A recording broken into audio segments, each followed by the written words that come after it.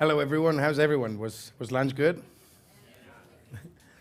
That's great. So thanks for the introduction. Thanks for all the organization. This looks great. My name is Marc Sanz López, as I was introduced.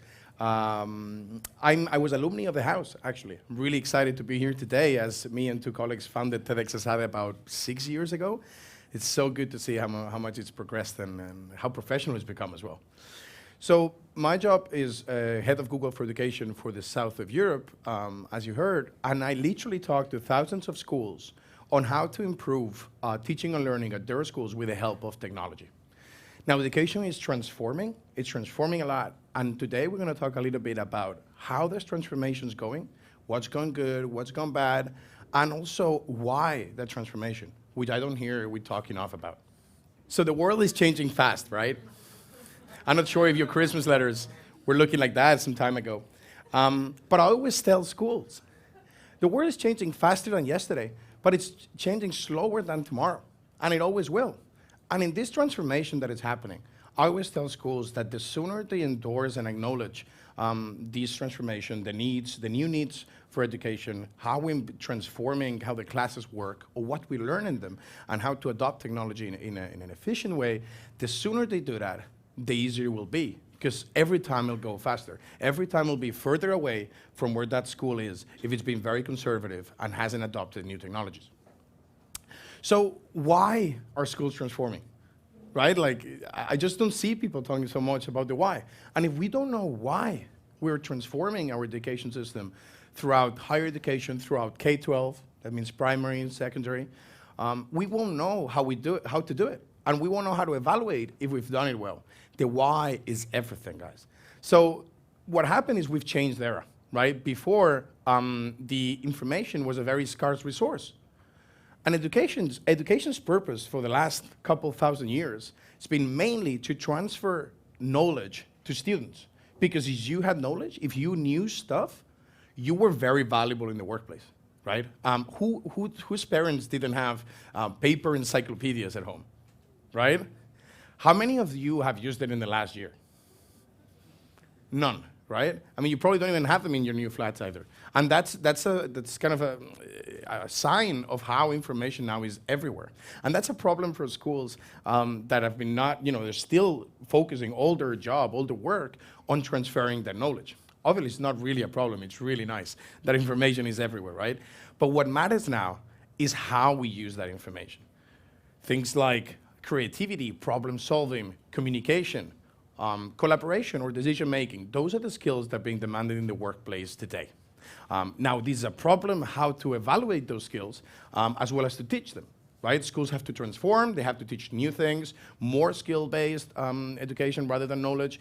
But the hardest challenge, as Andreas Schlachner from the OECD points out, is how to evaluate. Because how do we measure how good you are taking decisions? And this is something EdSADE puts a lot of thought into, right? How do we measure how well you collaborate? There's ways to do it, but especially in the K-12, right, in the younger education stages, this is been proving to be really hard.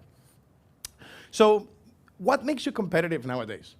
I think there's a lot of students in the audience, right? What do you think companies are going to look for when they're hiring? When you get out and you're applying for that job, what do you think they're looking for? Do you think they're looking for grades? Do you think they're looking for certificates of stuff? Depending what certificates. Now, here it depends over there, right? Like, it's not the same just like a career, 5 years in a university, than a course around maybe Stanford or even a certification around a company.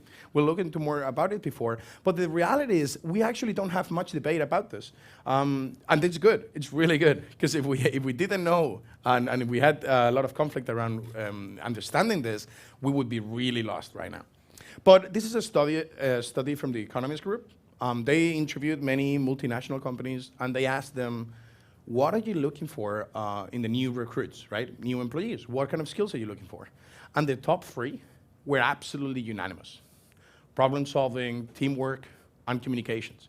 And communications is a very broad skill, right? It includes from social network to meetings to speeches to why not TED Talks as well.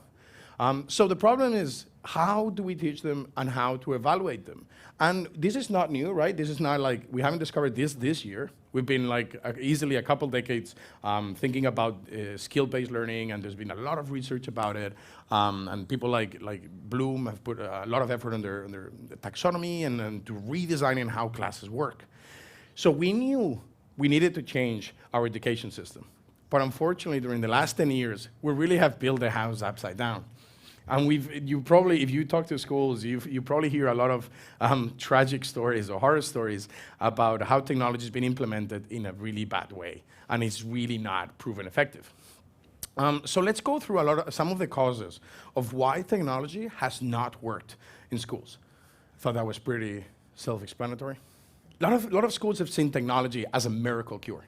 For example, school had less students every year, and they had a problem of new students coming in, or they had a problem around results. They didn't have the achievements, right, on the selectivo or the A-levels or whatever it was. And they say, why not? Let's buy a lot of computers, let's buy a lot of screens, and it'll solve it. Guess what? It doesn't work that way, does it? We know technology can be really productive. It can be really efficient. I mean, half of you are on your phone right now. By the way, can you please? I'm kidding. You're actually paying a lot of attention. I'm really happy. But technology doesn't work that way, right? It can be very productive if used in the right way. And that's really important. Education marketing. Oh my, education marketing. If you allow me, I think education marketing deserves a slide of its own. It's just really, really important. Most people think that the people working in education are philanthropists, unicorns, are just really nice people, right? That don't care about money, and they're just very, very altruist and like amazing people. Guess what? It's just another industry. It's a business with customers, with many, many customers. So education means money to a lot of people. And money means students in education. The more students you have, the more money you have as an institution. If you're public, you'll get more subsidies from the government. If you're private, you'll get more tuitions. But students equal money. You guys have a dollar sign on top of your heads, guys. And if you see here, this is a population pyramid for the European Union. And you can see it's constricted. Constricted means it's a little bit lower on the base than on the top. What that means is the same number of schools and universities that 20 years were needed now are fighting for a much significantly less amount of students. And that's why education marketing rises, because they need to fight for those students for the first time, or in a way that they didn't have to before. So if you actually look for education marketing in Google, you'll be surprised at the number of conferences and seminars and masters about education marketing. It's just a very big need now. Now the problem is, when you do education marketing, and it's a necessary evil, right? But when you do it, sometimes you end up innovating for the wrong reasons. For example, you'll say, well, we have to lure students, right? And there's this other university, we're not that different. Why don't I buy a shiny tablet and give it to all my students so they think they're so much better here, and they'll have the newest technology and will look so innovative and so modern? And that's putting technology in the class for the wrong reasons. That's building the house upside down. I thought it'd be relevant to put the local example as well. This is the pyramid for Spain. You can see it's a little bit even more constricted. You could say it's a little bit more Latin, right? I like to say. But it's very the same. We have even a more acute problem. And yeah, I also, if there's any single people in the room, any single detail-oriented people in the room, you might have realized there's a 3.3% more women in Spain than men. That's completely irrelevant. I just wanted to point it out. So let's continue with the causes of bad technology used in schools. One-size-fits-all approach, right? And I think that better than explaining it, there's just this comic vignette which is perfect.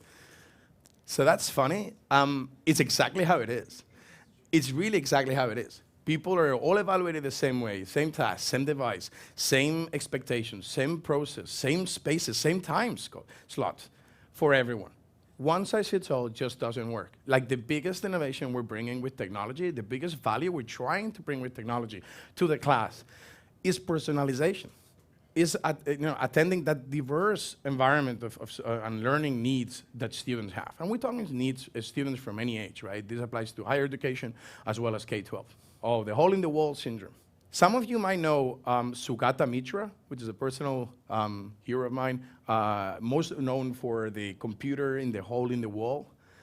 Some of you interested in EdTech might know about him. Basically, what he did was he put a computer in a wall that was facing a slum in India, in Delhi, near where he was working. And he just put it there, and the objective was, what will they do with it? Will they be able to use it? And the most important thing is, will they be able to use it with no one teaching them? That was the key thing. A few weeks later, he realized the kids were searching, they were browsing. They were using a mouse, they were using a keyboard. I was like, who taught you? Like, how did you do it? It's like, well, they just did. Not happy with the results, he replicated this all over India, in more remote places where there was no chance someone would have coincidentally or accidentally, in a way, taught them how to use the computer. And the results were astonishing. Like, they were amazing. There's a lot of white papers if you want to read more about it, but basically he proved that kids could teach themselves English, could teach themselves biology, and other subjects by themselves. That's the basis of flipped learning, right? Flipped learning is when you do a lot of the homework, right? A lot of the content or knowledge processing at home or by your own, and then you go to class to the teacher for activities, for collaboration, for doubts, for coaching, for mentoring. And we know that this has a profound positive impact on the teaching and learning, and especially around every spectrum, right? Around everyone's needs in education. So the hole in the wall syndrome, that was a long explanation for this one, but the hole in the wall syndrome is, there's a lot of schools that have thought, you know what, if these Indian kids with only one old computer, with nearly no accessibility or connectivity, have learned by themselves so much, imagine what my students can do with an iPad. And that's just not how it works. It's just not how it works at all. Why? Because as a matter of fact, tablets come from the consumer market. They actually don't come from the workplace. Remember, education is there to prepare students for their life, for being productive in their life, apart from the culturalization and other learnings, right? If you put a device that is not being used in the workplace at all, how do you think that's going to work? Right? You go to companies like Apple, companies like Google, they don't use tablets as a main device. They don't use tablets as a secondary device even. It's only as a leisure device that people use tablets in general, except very single cases, right? And then there's been a big approach about people thinking this is an old teacher's problem, right? It's like, oh, you know, the old teachers, they don't know how to use technology. They're not tech savvy. They were not taught this before. And that's very scary. It's a very big problem, because if you think that, you think the problem will end by itself, will solve itself. Now, that's not true at all also, because I see young teachers that are struggling with technology as much or even more than their older counterparts. Basically, the teachers that are getting out of university have not been taught in general these new active methodologies for education. They've not been taught how to use technology effectively in the classroom. And they haven't been taught all the new things that we want to do with education. So they're not being prepared either. This is not an old teacher's problem. This is a whole education system reform, and that has to be comprehensive. And lastly, and a bit of a summary of the rest, there's been an approach of like tech first and pedagogy maybe. I can't say how many projects I've seen in schools where they've made big purchases of thousands of devices, and like interactive whiteboards and whatnot, and there was not a pedagogical project and initiative behind. That's completely useless, guys. There needs to be a project, and technology is there to support that project. So, you know, one of the things that I wanted to do in this talk as well is answer some of the most frequent questions that people ask me. And a lot of people ask me, listen, like, I don't know anything about education, but I have kids, or I'm having kids, or I will have kids, or I might have kids and I don't know. Not really. And say, what should I look for in a school? Or how should I push my school to do better? Tell me something, right? And it's hard, right? Because obviously it's a whole industry. You don't want to be an expert. But I think there's 3 things that you can take here home. Whether you're a student, you're a parent, or your parent want to be, you can take these 3 home. First is, develop a critical eye.